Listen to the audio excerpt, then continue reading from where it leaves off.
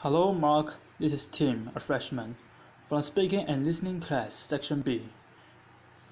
The student ID number is S04410006.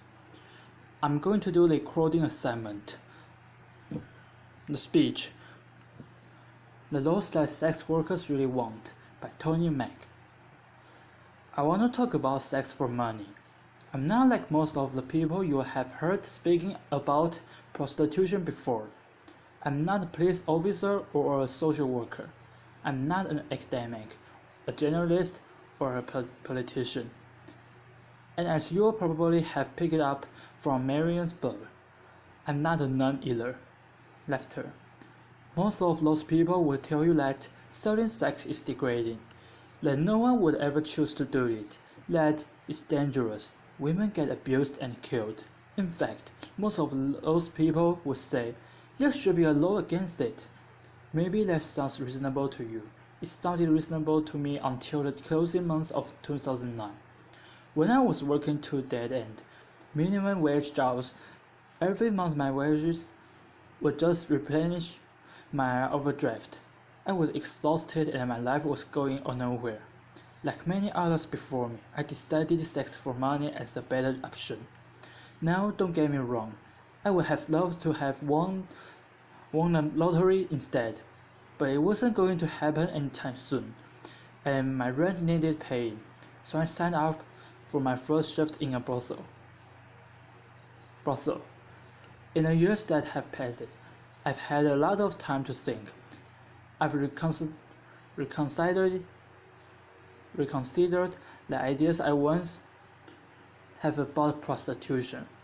I've given a lot of thought to consent and the nature of work under capitalism. I've thought about gender inequality and the sexual, the reproductive labor of women. I've experienced exploitation and violence at work. I've thought about what's needed to protect other sex workers from these things. Maybe you've thought about them too. In this talk, I will take you through the four-man legal approaches applied to sex workers throughout the world, and explain why they don't work. Why prohibiting the sex industry actually exacerbates every harm that sex workers are vulnerable to. Then I'm going to tell you about what we, as sex workers, actually want. The first approach is for criminalization. Half the world, including Russia, South Africa, and most of the US, regulates sex work by criminalizing everyone involved. So let's sell the buyer and third parties. Lawmakers in these countries apparently hope that the fear of getting arrested will deter people from selling sex. But if you are forced to choose between obeying the law and feeding yourself or your family, you are going to do the work anyway and take the risk. Criminalization is a trap. It's hard to get a conventional job when you have a criminal record. Potential employers won't hire you. Assuming you still need money, you'll stay in a more flexible, informal economy. The law forces you to keep selling sex, which is the exact opposite of its intended effect. Being criminalized leaves you exposed to mistreatment by the state itself. In many places, you may be coerced into paying a bribe or even into having sex with a police officer to avoid arrest. Police and prison guards in Cambodia, for example, have been documented subjecting sex workers to what can only be described as torture. Threats at gunpoint, beatings, electric shocks, rape, and denial of food. Another worrying thing, if you are selling sex in places like Kenya, South Africa, or New York, a police officer can arrest you if you are called carrying condoms, because condoms can legally be used as evidence that you are selling sex. Obviously, this increases HIV risk. Imagine knowing if you are busted carrying condoms, it will be used against you. It's a pretty strong incentive to leave them at home, right? Sex workers working in these places are forced to make a tough choice between risking arrest or having risky sex. What would you choose? Would you pack condoms to go to work? How about if you are worried a police officer will rape you when he got you in the van?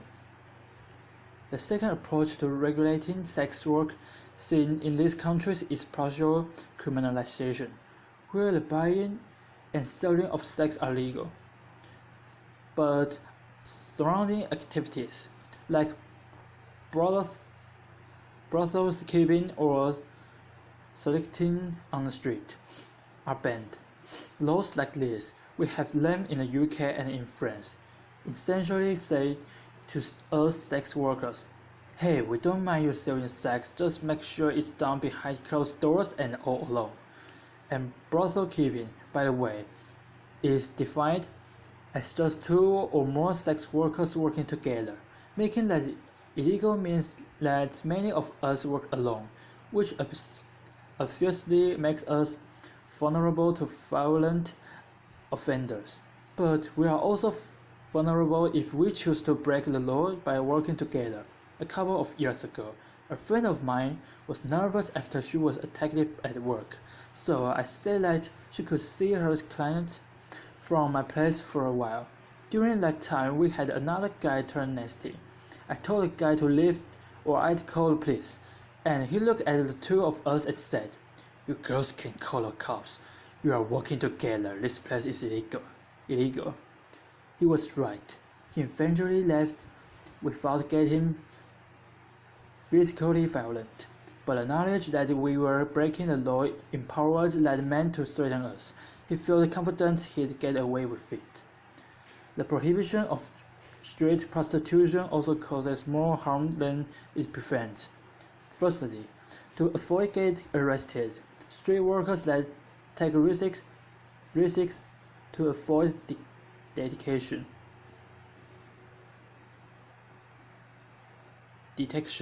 and that means working alone or in isolated locations like dark forests where they are vulnerable to attack.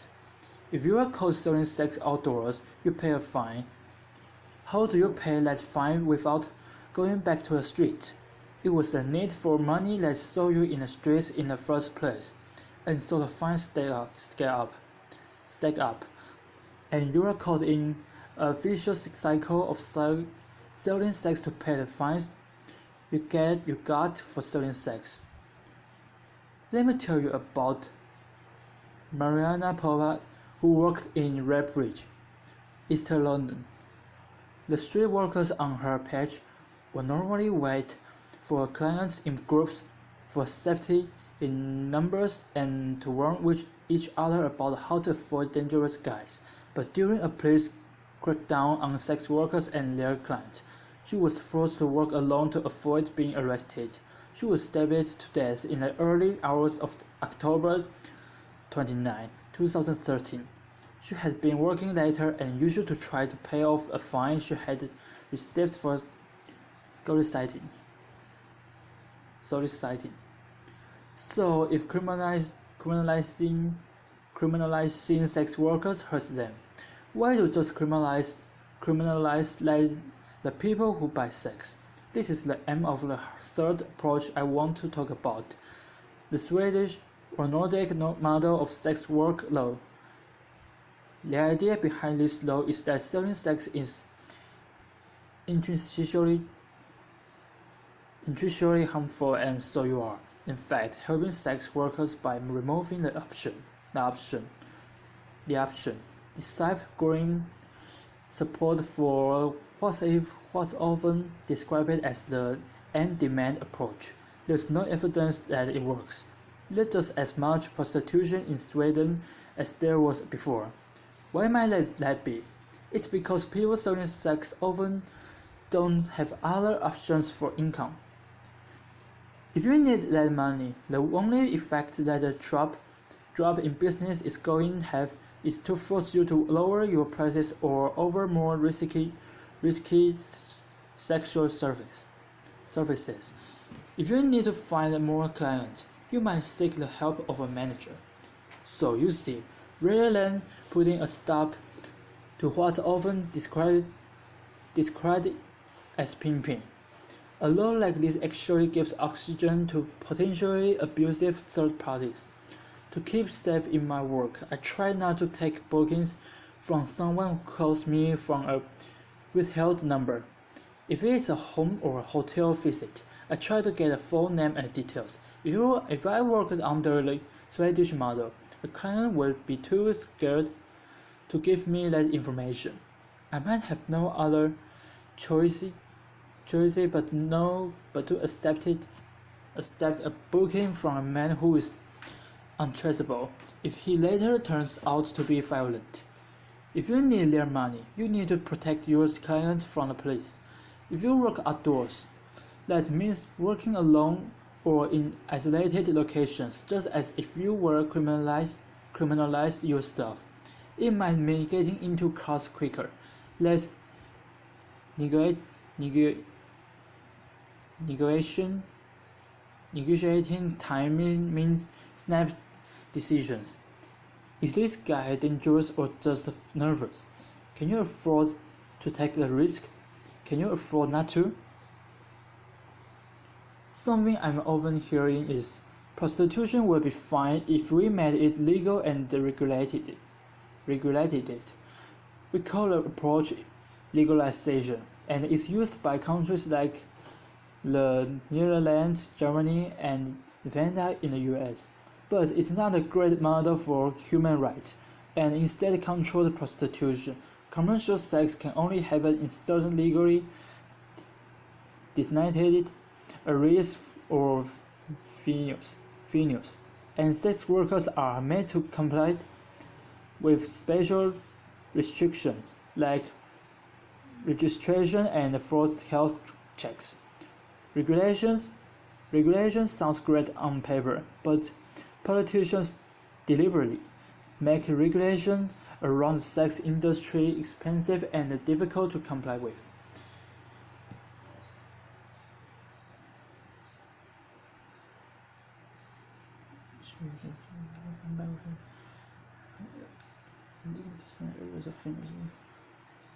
But politicians deliberately make regulation around the sex industry expensive and difficult to comply with. It creates a two-third system, legal and illegal work. We sometimes call it backdoor criminalization, where connected brothel owners can comply with the regulations, but more marginalized people find those hoops impossible to jump through. And even if it's possible in principle, getting a license or proper venue takes time and costs money. It's not going to be an option for someone who's desperate and needs money tonight. They might be a refuge or feeling domestic abuse. In this two-tiered system, the most vulnerable people are forced to work illegally, so they're still exposed to all the dangers of criminalization I mentioned earlier. So, it's looking like all attempts to control or prevent sex work from happening makes things more dangerous for people selling sex. Fear of law enforcement makes them work alone in isolated locations and allows clients and even cops to get abusive in the knowledge they'll get away with it. Fines and criminal records force people to keep selling sex, rather than enabling them to stop. Crackdowns on buyers drive sellers to take dangerous risks and into the arms of potentially abusive managers. These laws also reinforce stigma and hatred against sex workers. When friends temporarily brought in a strategic model 2 years ago. Ordinary citizens took it as a cue to start carrying out vigilante attacks against people working on the street. In Sweden, opinion surveys show that significantly more people want sex workers to be arrested now than before the law was supported. In prohibition, is this harmful? You might ask, why is it so popular? Firstly, sex work is and always has been a survival strategy for all kinds of unpopular minority groups, people of color, migrants, people with disabilities,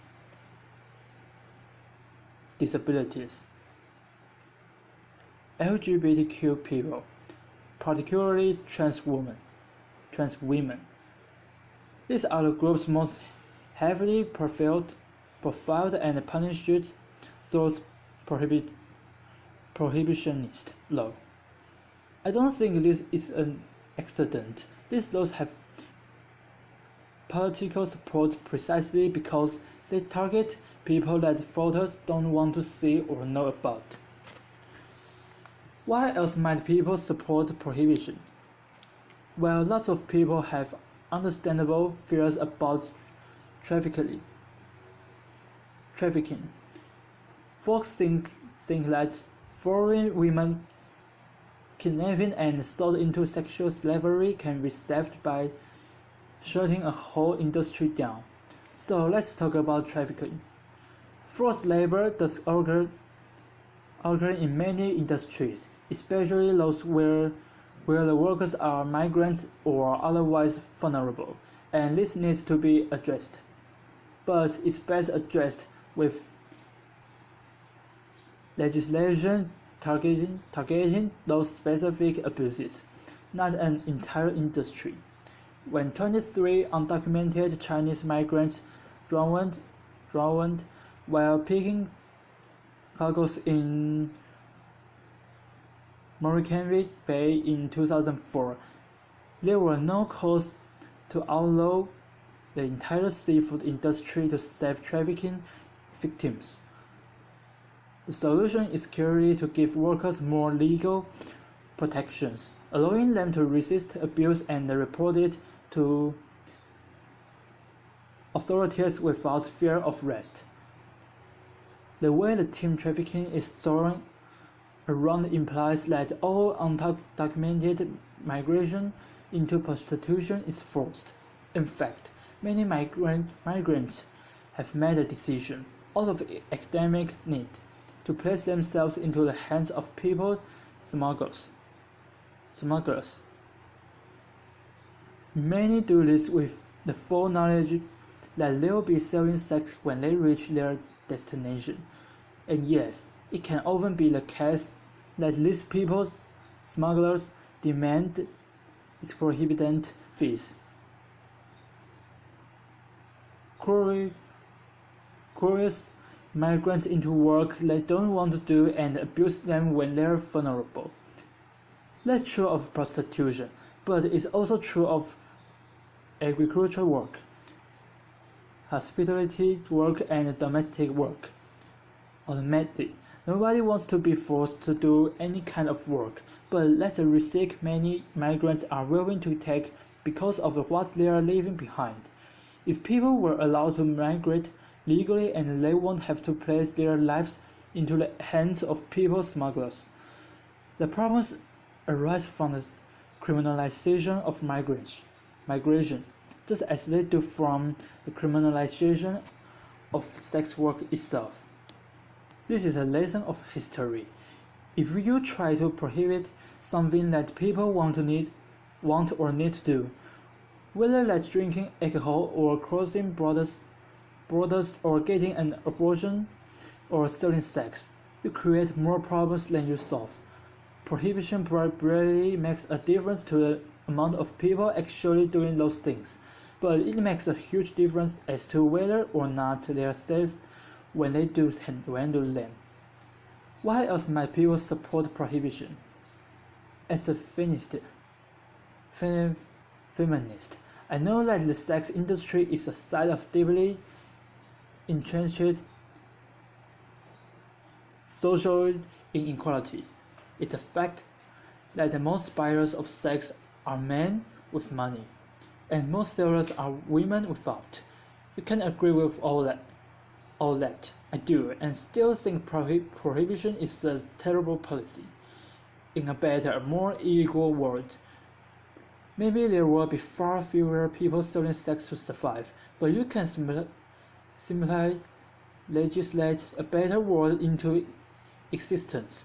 If someone needs to sell sex because they are poor or because they are homeless or because they are undocumented and they can find legal work, taking away the option doesn't make them any less poor or house them or change their immigration status.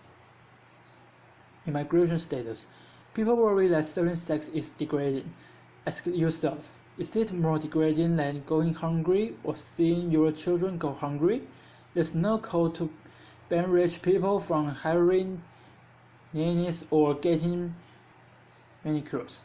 Even though most of the people doing that labor are poor, migrant women. Is that fact of poor migrant women selling sex specifically that has some feminist uncomfortable, and I can understand why the sex industry provokes strong feelings. People have all kinds of complicated feelings when it comes to sex, but we can make policy on the basis of mere feelings, especially not over the heads of the people actually affected by those policies. If you get fixated on the abolition of sex work, you end up worrying more about a particular manifestation or gender inequality, rather than about the underlying causes. People get really hung up on the question. Well, would you want your daughter doing it? That's the wrong question. Instead, imagine she's doing it. How safe is she at work tonight? Why isn't she safer? So, we're looking at a full criminalization, partial criminalization, Swedish or Nordic model and legalization, and how they all cause harm. Something I never hear asked is, what do sex workers want? After all, we are the ones most affected by these laws. New Zealand decriminalized sex work in 2003. It's crucial to remember that decriminalization and legalization are not the same thing. Decriminalization means the removal of laws that punitively target the sex industry, instead treating sex work much like any other kind of work. In New Zealand, people can work together for safety, and employers of sex workers are accountable to the state. A sex worker can refuse to see a client at any time, for any reason, and 96% of street workers report that they feel the law protects their rights. New Zealand hasn't actually seen an increase in the amount of people doing sex work, but decriminalizing it has made it a lot safer. But the lesson from New Zealand isn't just that its particular legislation is good, but that crucially, it was written in collaboration with sex workers, namely the New Zealand Prostitutes Collective.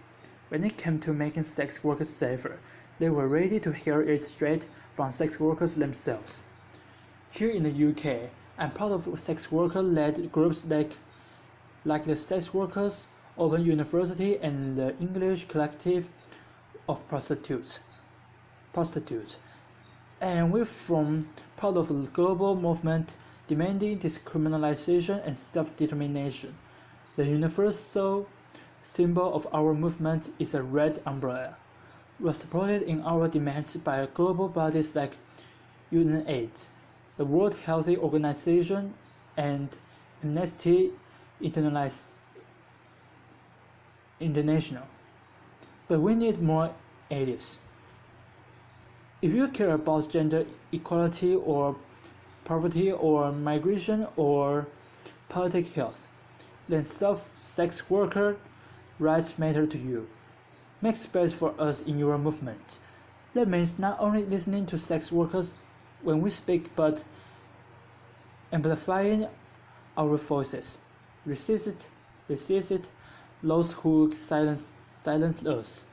Those who say that a prostitute is either too victims to damage, to know what's best for herself, or else to privilege and to remove from real hardship, not representative of the millions of voiceless victims.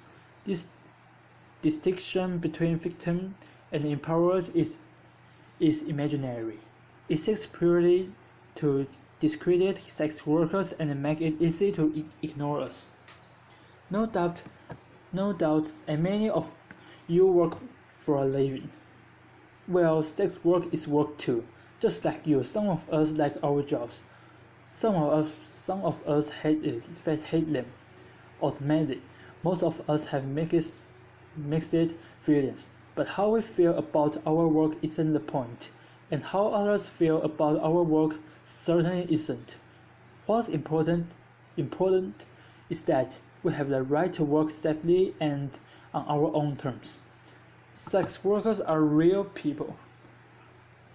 We've had complicated experiences and complicated responses to those experiences, but our demands are not complicated. You can ask expensive escorts in New York City, brothel workers in Cambodia, street workers in South Africa, and every girl on the roster at my old job in Soho. And they will all tell you the same thing. You can speak to millions of sex workers and countless sex work-led organizations. We want full decriminalization and labor rights as workers. I'm just one sex worker on the stage today, but I'm bringing a message for all over the world. Thank you. A pause.